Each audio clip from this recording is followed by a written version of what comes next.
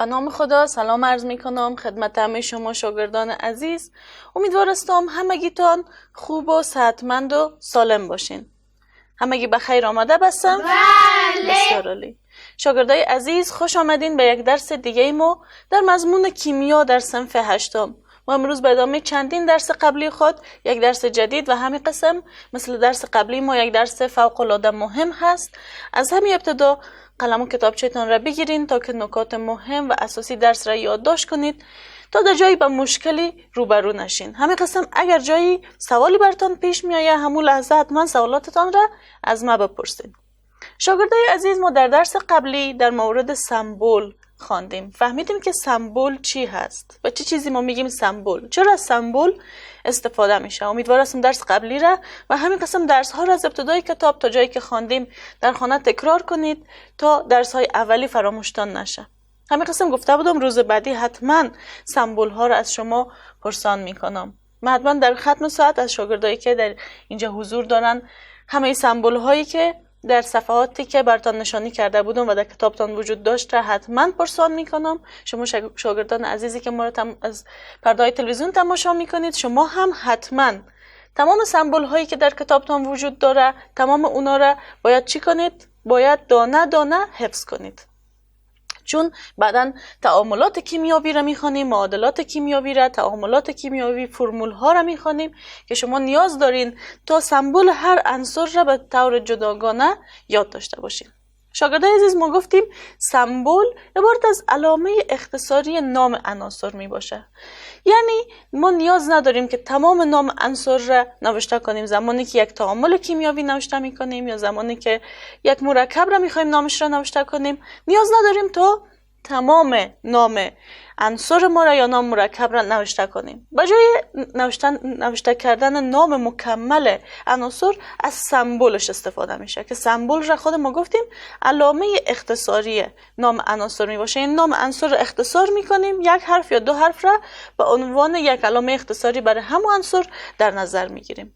گفتیم سمبل ها معمولا حرف اول کلمه لاتین همون عنصر می باشه یا حرف اول اسم لاتین عنصر می باشه که ما او را به حرف بزرگ نوشته می کنیم. اما روز قبلی متوجه شدیم که بعضی از عناصر وجود داره که با یک حرف شروع میشه، یعنی اسم لاتینشان یا نام لاتینشان با عین حرف شروع میشه، مثلا کربن، کلسیم، کلورین. همین قسم بعضی از عناصر دیگه هم وجود داره. باز در این قسمت چیکار کردیم؟ گفتیم که ما باید یا حرف دوم او عنصر را بگیریم در پهلوی حرف اولش و یا یک حرف برجسته از همون نام عنصر را بگیریم و در پهلوش باید سمبل نوشته کنیم. حرف اول را به حرف بزرگ نوشته میکردیم و حرف دوم را به حرف کوچک زبان انگلیسی یا الفبای انگلیسی نوشته میکردیم. برای حمایت از ما چینل بیگم اکادمی را سابسکرایب کنید و سپس زنگوله را فشار دهید تا به تمام ویدیوهای درسی ما دسترسی داشته باشید و از آنها مستفید شوید. البته با بعضی از عناصر هم آشنا شدیم که وقتی نامش را میدیدیم و سمبلش را میدیدیم متفاوت بود. ما گفتیم که سمبل معمولا از حرف اول نام لاتینی گرفته میشه، نه نام انگلیسیشان.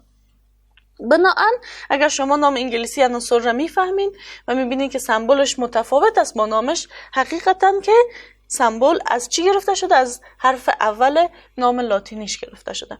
شاگردای عزیز، سمبل ها بسیار مهم هست در کیمیا. اگر شما سمبل های عناصر را در کیمیا نفهمین، پس علم کیمیا را نمیتونید به شکل درست یاد بگیرین، تعاملات کیمیایی را نمیفهمین چه قسمی هست. همین قسم درس امروز ما که در مورد فرمول ها هست او را هم نمیفهمین. پس خواهشم از شما است که تمام سمبل هایی که در کتابتان یادآوری شده اونا را حفظ کنید. همین قسم جدول دوره‌ای عناصر که پیشتان هست میتونید هر روز براتون یک گروپ یا یک پریود را تعیین کنید و سمبل های عناصر را حفظ کنید.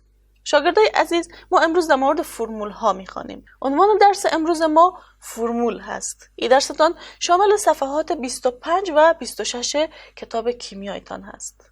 شاگردای عزیز، به شکل کلی یک هدف اصلی و عمومی در این درس داریم و او هدف ما است که بفهمیم فرمول چی هست و چرا استفاده میشه. خب شاگردای عزیز، بر علاوه که در علم کیمیا عنصر وجود داره، مرکبات هم وجود داره. شما میفهمید مرکبات از یک جا شدن دو یا چندین عنصر به دست میآیند.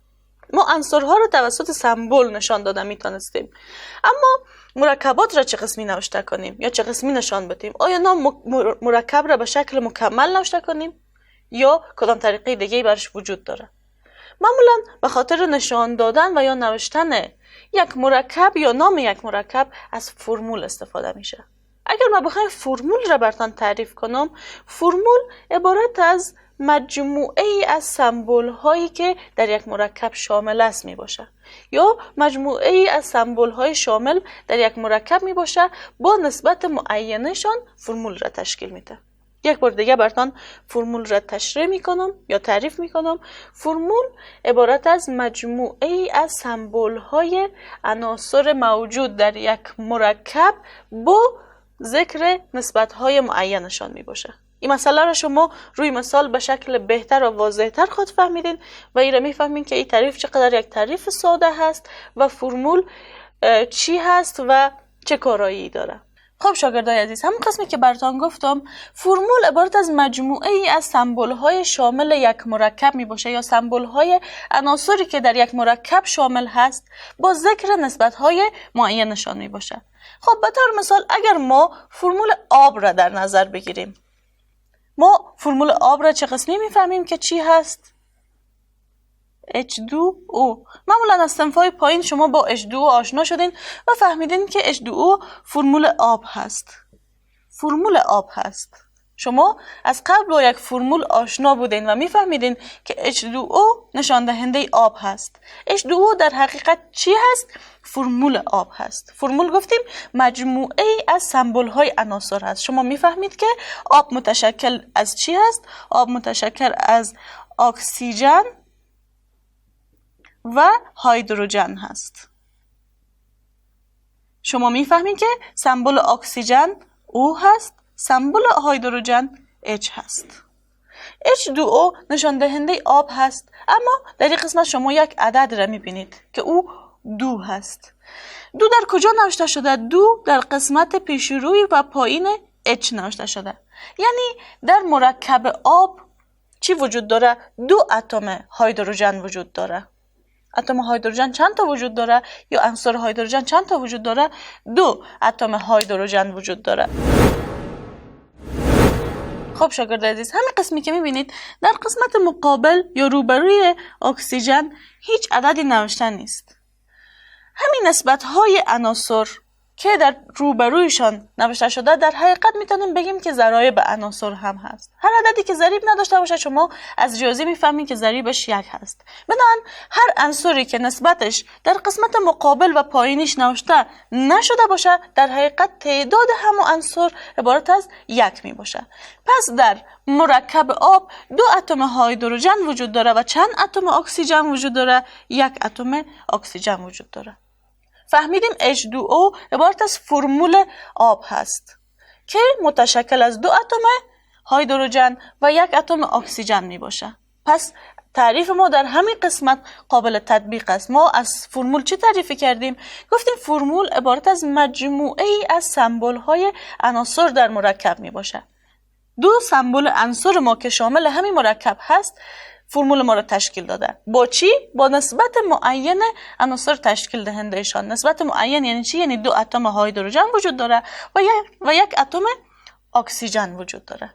آیا تا این قسمت با مفهوم فرمول آشنا شدین؟ این مثال را فهمیدین که سوالی مشکلی نداره؟ نه خیر. بسیار عالی. خب شاگردای عزیز، اگر بیاییم و فرمول دیگر را در نظر بگیریم، شما از صنف‌های پایین‌تر یا از صنف هفتم میفهمید زمانی که سودیم جمع کلورین شوه، یعنی سودیم با کلورین یک جا شوه، شما دیگه حالا سمبل سودیم را هم حفظ هستین، سمبل کلورین را هم حفظ هستین. دیگه من نیاز ندارم براتون به فارسی نوشته کنم سودیم و کلورین. و زمانی که سودیم با کلورین یک جا شوه چی تشکیل میشه؟ نمک طعام. نمک طعام را چی میگیم؟ سودیم کلراید. اما به جایی که نوشته کنم سودیم کلراید، من نوشته کردم NaCl. چیش نوشته کردم؟ فرمولش را نوشته کردم. NaCl در حقیقت فرمول چی هست؟ نمک طعام هست یا سودیم کلراید هست. در این قسمت شما میبینید در قسمت پایینی سمبول های عناصری که متشکل یا تشکیل دهنده همین مرکب هست هیچ عددی نوشته نشده، یعنی نسبت های ضرایبش نوشته نشده، نسبت های عناصر متشکلش نوشته نشده. پس شما از این چی میفهمید؟ چند اتم سودیم با چند اتم کلورین یکجا شده نمک طعام یا سودیم کلراید را ساخته. نسبت عناصرشان عبارت از 1 و 1 می باشه، یعنی 1 اتم سودیم و 1 اتم کلورین متشکل یا تشکیل دهنده نمک طعام می باشه. این مثال را فهمیدین؟ کسی مشکلی در فرمول نمک طعام نداره؟ نه. بسیار عالی. بیاین یک مثال دیگر را در نظر بگیریم. ما داریم H2SO4. H2SO4 عبارت از تیزاب گوگرد هست. تیزاب گوگرد. در تیزاب گوگرد فرمولش را میبینیم که H2SO4 هست. ابتدا میبینیم که آیا مجموعه ای از عناصر تشکیل دهنده همین فرمول هست یا نه. بله، اینجا 3 عنصر را میبینیم که فرمول ما را تشکیل داده. عنصر اولی ما چی هست؟ هیدروژن هست. عنصر دومی ما سلفر هست. عنصر سومی ما اکسیژن هست. چند هیدروژن تیزاب گوگرد را تشکیل میده؟ 2 هیدروژن. چند سلفر؟ شما میبینید که در قسمت پایینی و پیشروی سلفر کدام عددی نوشته نشده، بنابراین تعداد سلفر ما در همین فرمول یا در همین مرکب 1 عدد میباشه. و چند اکسیژن؟ شما میبینید در قسمت پایینی و پیشروی اکسیژن عدد 4 نوشته شده. پس 4 اتم هیدروژن، 1 اتم سلفر و 2 اتم هیدروژن تشکیل دهنده تیزاب گوگرد هست. آیا این مثال را هم فهمیدیم؟ بله. کسی سوالی نداره؟ نه خیر. خب شاگردای عزیز، باید دوباره این مسئله را براتون یادآور شوم که به خاطر یادگیری فرمول های مرکبات مختلف شما ابتدا باید سمبل های عناصر مختلف را حفظ کنید و بفهمید که هر سمبل نشان دهنده کدام عنصر می باشد تا بفهمید هر فرمول نشان دهنده کدام مرکب می باشد. کسی در درس امروزی سوالی یا مشکلی نداره؟ همگی درس امروز را یاد گرفتن؟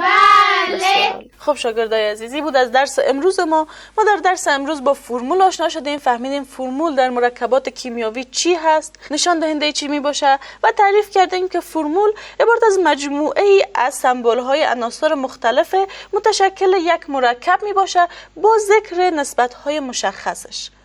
فهمیدیم فرمول آب چی است، فرمول تیزاب گوگرد را آشنا شدیم، فرمول سدیم کلراید یا نمک طعام را فهمیدیم چی هست و از شما میخوایم که سمبل های عناصر مختلف را حفظ کنید تا در یادگیری فرمول مشکلی نداشته باشید. شاگردای عزیز، ما در این درس به شما یک کارخانگی بسیار مهم دارم.